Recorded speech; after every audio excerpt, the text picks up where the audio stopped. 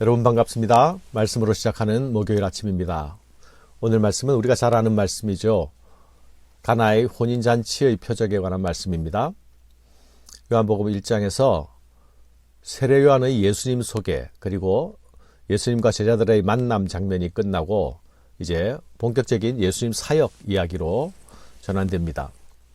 요한은 그의 복음서에서 7개의 표적을 소개하고 있죠. 그 중에 가나의 표적이 제일 앞자리에 자리합니다. 요한은 예수님이 행하신 모든 수많은 기적들을 모두 나열하지 않았습니다.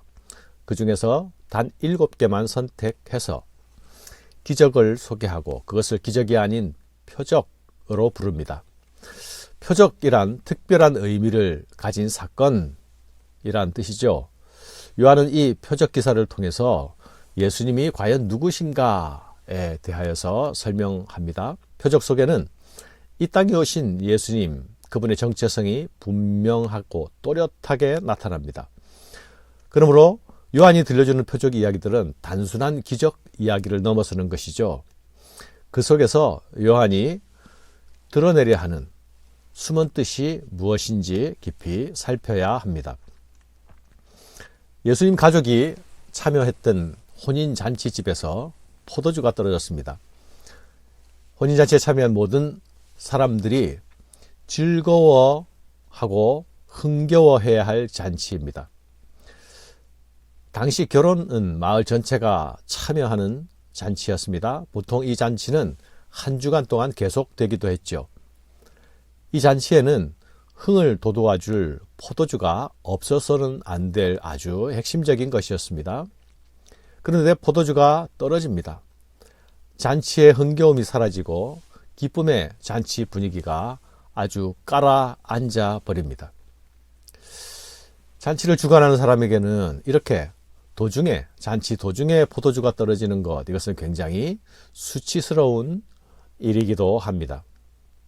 사랑하는 여러분, 구약 성경에서 성경은 하나님의 구원을 잔치로 비유합니다. 우리가 잘 아는 시편 23편의 말씀 기억할 수 있죠?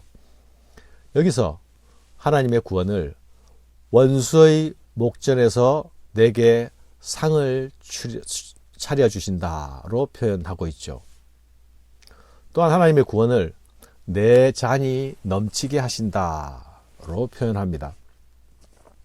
이사야 선지자도 이사야 25장 6절 이하에서 메시아 시대에 올 구원을 시온에서 베푸는 큰 잔치로 비유했습니다. 만군의 여호와께서 이 산에서 만민을 위하여 기름진 것과 오래 저장하였던 포도주로 연회를 베푸시리니 곧 골수가 가득한 기름진 것과 오래 저장하였던 맑은 포도주로 하실 것이며 사망을 영원히 멸하실 것이라. 여호와께서 모든 얼굴에서 눈물을 씻기시며 자기 백성의 수치를 온 천하에서 제하시리라. 그날에 말하기를 이는 우리 하나님이시라. 우리가 그를 기다렸으니 그가 우리를 구원하시리로다. 이는 여호와시라. 우리가 그를 기다렸으니 우리는 그의 구원을 기뻐하며 즐거워하리라 할 것이며. 성경이 구원의 날을 잔치로 비유하는 것은 잔치가 가지는 상징성 때문입니다. 잔치에는 풍요로움이 있죠. 거기에는 배부름이 있고 만족이 있습니다. 또한 먹고 마신 뒤에 따라오는 기쁨이 있습니다. 잔치 기간 내내 잔치에 참여한 자들이 누리는 사랑의 교제가 있습니다. 첫 창조 이후에 하나님을 떠난 세상에는 이런 진정한 기쁨이 사라져 버렸습니다. 에덴의 풍요에서 추방된 인생의 자리에는 풍요의 자리 대신 결핍과 고갈과 소진이 찾아왔습니다. 이런 자리에서 나타나는 모습은 불만과 슬픔과 수치 가득한 세상입니다. 그러나 세상은 이 문제를 해결할 근본적인 대책이 없습니다. 지혜가 없고 능력이 없고 사랑이 없습니다. 그러나 하나님의 구원은 창조주의 무한한 능력과 그분의 부요함에 참여하는 것이죠. 하나님을 떠난 세상이 결핍으로 가득 차 있던 것처럼 풍요로워야 할 잔치집에 포도주가 떨어진 것입니다. 이것은 세상의 즐거움이 줄 수 있는 한계이기도 하죠.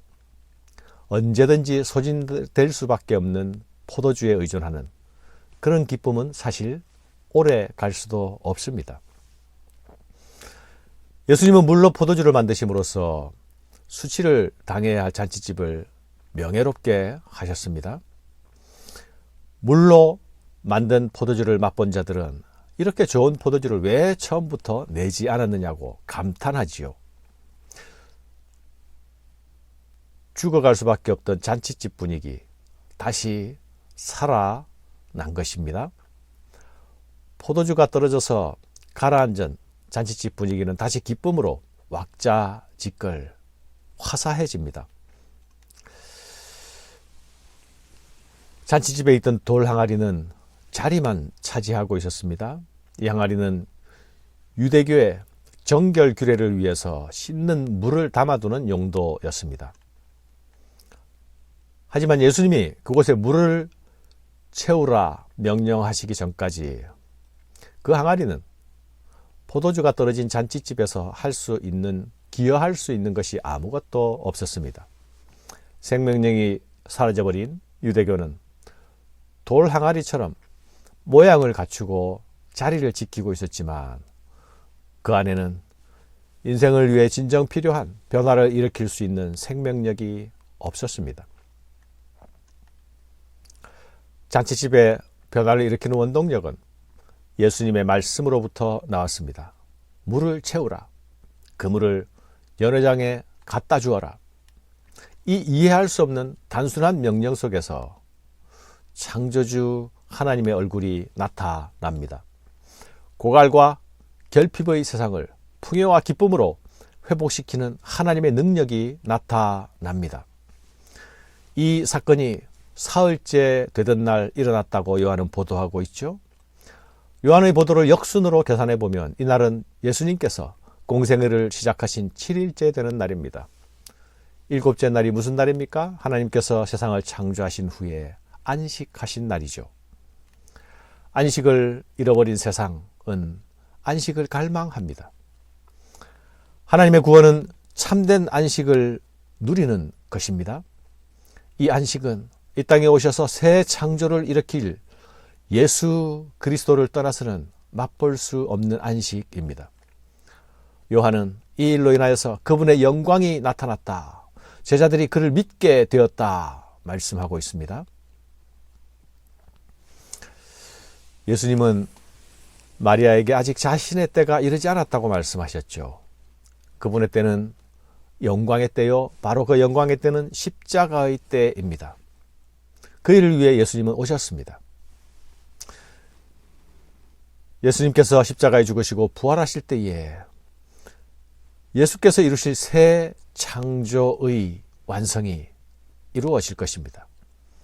그 때가 아직 이르지는 않았습니다. 그러나 예수님은 지금도 여전히 창조의 주님이십니다. 그분이 개입하시면 죽은 잔치집이 살아나고 그분이 개입하시면 흥이 사라진 곳에 다시 기쁨이 가득해집니다. 그분이 개입하시면 물이 포도주로 변하듯이 맹맹하고 무능한 것들이 맛을 회복합니다. 아무것도 할 수 없었던 것들이 변화시키는 생명력을 가지게 됩니다. 새 포도주를 마신 자들은 이 포도주의 출처를 알지 못합니다. 단지 이 포도주의 맛에 감탄할 뿐입니다. 이 포도주를 나른 자들도 이 포도주가 정확히 어떤 과정으로 어떻게 변화되었는지 모릅니다. 하나님 나라의 역사는 우리가 모르는 중에도 진행됩니다. 그들은 단지 예수님의 명령에 순종했을 뿐입니다. 우리는 주님의 명령을 따지고 분석하고 이해하고 동일될 때만 움직이려고 하는 습성을 가지고 있지 않습니까? 그러나 하나님의 구원은 그렇게 다가오지 않습니다. 순종하니 변화를 체험하고 순종하니 능력을 맛봅니다. 순종으로 창조주의 생명을 누리게 되는 것입니다. 사랑하는 여러분, 우리가 누리는 하나님 나라의 축복은 이렇게 순종한 사람들의 족적이 있었기 때문입니다.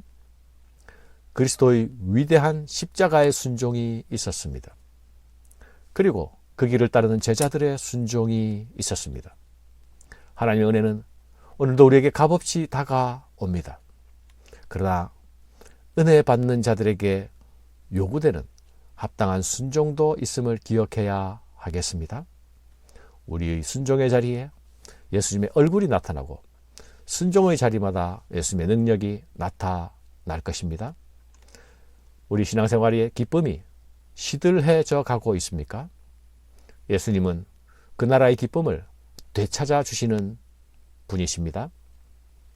내가 혹시 돌 항아리처럼 자리만 차지하고 있지는 않습니까? 그곳에 주님의 말씀이 채워져야 합니다. 내 삶이 고갈과 탈진의 연속으로 지쳐가고 있습니까? 그렇다면 그 자리가 바로 예수 그리스도가 필요한 자리입니다. 마리아처럼 주님이 무엇을 말씀하든지 그대로 하겠습니다 고백하고 순종하는 자리에 새롭게 하시고 변화시키시고 충만케 하시는 주의 은혜가 임할 것입니다. 감사합니다.